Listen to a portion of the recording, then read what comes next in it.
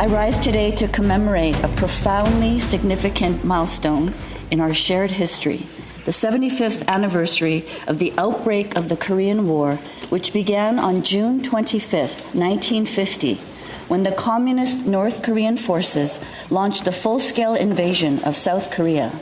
This act of aggression ignited a war that continues to shape the geopolitical landscape of the Korean Peninsula and the world to this day.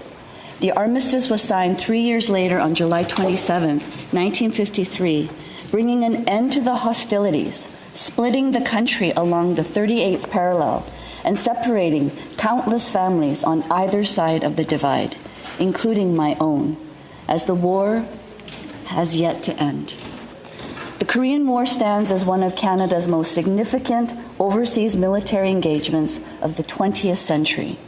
Nearly 27,000 brave Canadians answered the United Nations call to defend peace and international order, serving with distinction in the Royal Canadian Navy, the Canadian Army, and the Royal Canadian Air Force.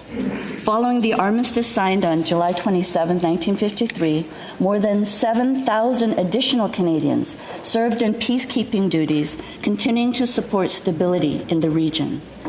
This 75th anniversary compels us to reflect above all on the immense courage, sacrifice, and resilience of our Canadian veterans.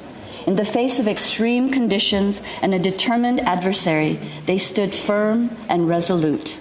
Their sacrifices were not made for recognition nor reward, but out of duty, honor, and a profound commitment to peace and freedom. Their bravery is etched into the soul of our nation, and their example continues to inspire generations. We owe them more than words. We owe them remembrance, respect, and the promise that their legacy will never be forgotten. Canada and the people of Korean descent around the world are forever in their debt.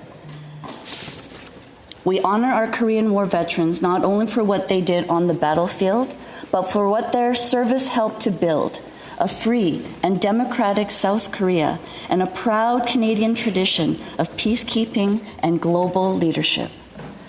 Honourable Senators, let us mark this historic anniversary with reverence, with pride, and above all, with gratitude.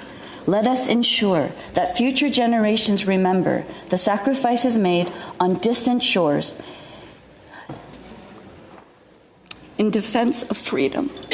Let us ensure that their courage is never forgotten, their stories are always told, and their sacrifice is honored today and always.